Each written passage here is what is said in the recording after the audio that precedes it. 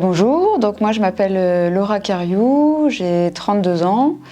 J'ai effectué mon BTS à Kearney-Lien de 2008 à 2010, donc un BTS PA, option élevage équin et bovin. Alors je m'appelle Yannick Parchemin, j'ai 38 ans, j'étais en BTS production animale en 2004.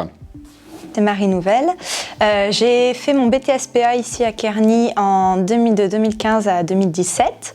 Donc Aurélien Lequat, j'ai réalisé un bac STAV et un BTS PA ici à Kearney-Lien. Je suis sorti en 2012. Et suite à ça, je suis partie en licence professionnelle en santé animale. Donc c'est une licence pro qui n'est pas très connue, mais qui est vraiment très bien dans la continuité du BTS. Elle est dispensée à à la fac de Lyon et de Grenoble, et c'est en alternance en parallèle, quoi. Donc que ce soit le BTS ou la licence, j'ai vraiment passé des formations qui m'ont beaucoup plu. Après mon BTS PA, j'ai fait un certificat de spécialisation responsable technico-commercial à l'IREO de l'Esnevin et j'étais en apprentissage chez DP Nutrition. J'étais en charge de la prospection en aliments porcs. À l'issue de ce CS, j'ai intégré le groupe Distriver et donc j'étais responsable de partie de magasin en végétal et sur la partie animalerie dans le réseau Magasin Vert.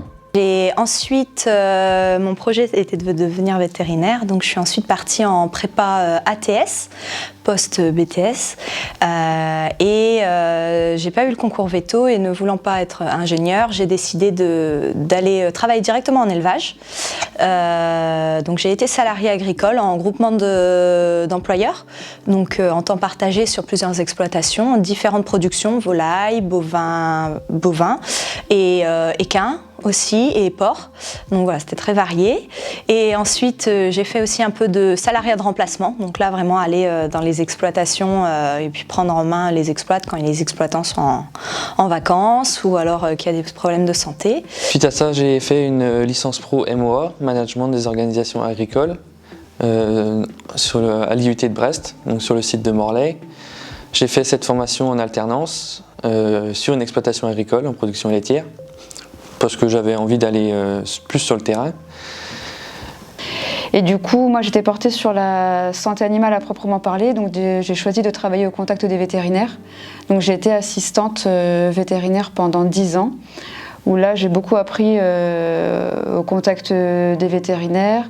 J'étais plus portée sur la partie rurale de par ma formation avec le BTS. Donc il y avait aussi l'échange avec les éleveurs qui me plaisaient beaucoup. Grâce à mon équipe vétérinaire, j'ai pu aussi pratiquer certains actes. Donc voilà, je me suis beaucoup plu pendant ces années-là. Et dernièrement, pour faire évoluer ma carrière professionnelle d'un point de vue santé animale, je me suis reconvertie en tant que technico-commerciale en nutrition bovine à la Coperle, du coup, qui est une coopérative. Et là, je vais vraiment sur le terrain, au contact des éleveurs, pour faire du suivi d'élevage et plus particulièrement sur la partie nutrition, mais qui est forcément corrélée à toute la zootechnie qu'il y a autour, parce que ça impacte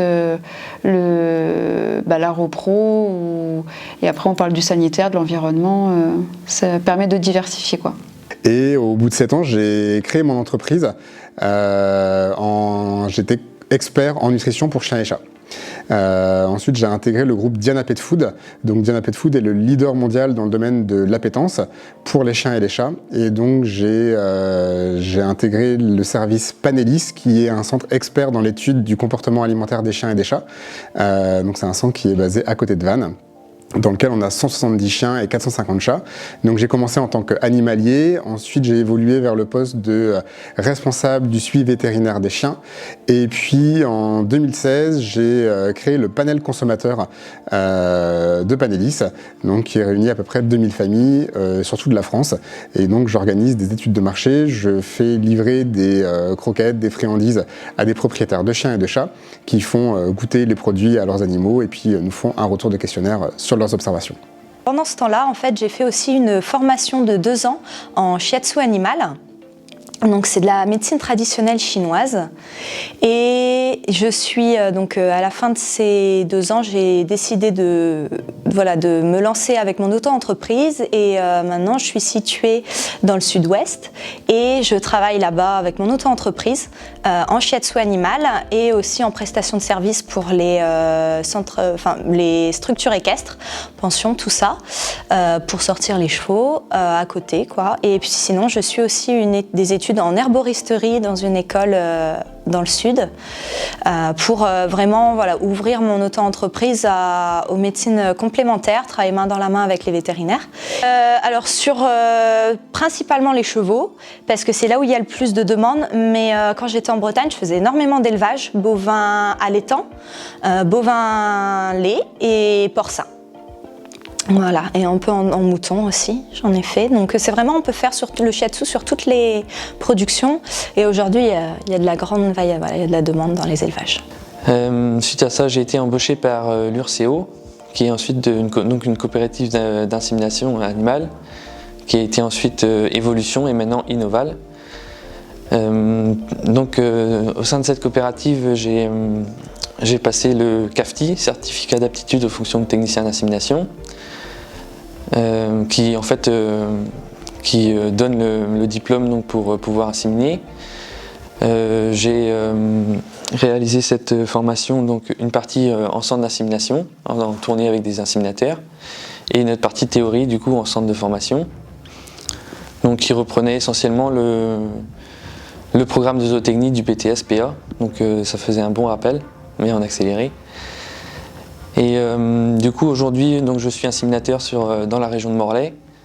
Mon quotidien du coup c'est de réaliser les inséminations chez les éleveurs, les échographies et aussi des prélèvements de génotypage. Du coup on fait aussi en parallèle du conseil, essentiellement donc, sur la reproduction, les stratégies de renouvellement, le choix des reproducteurs, etc. Donc tout ce qui est lié à la reproduction dans les élevages, quoi.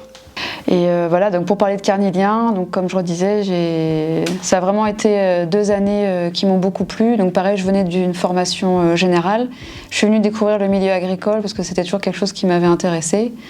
Et voilà, j'en garde de très bons souvenirs. Autrement, mes années à Carnilien, pour moi, ça a été très fort parce que je venais d'une prépa pour vétérinaire en fait générale et donc ça a vraiment été un regain d'énergie pour moi d'arriver dans le concret et vraiment les mains dans la terre et de pouvoir travailler et être au contact en fait du monde rural.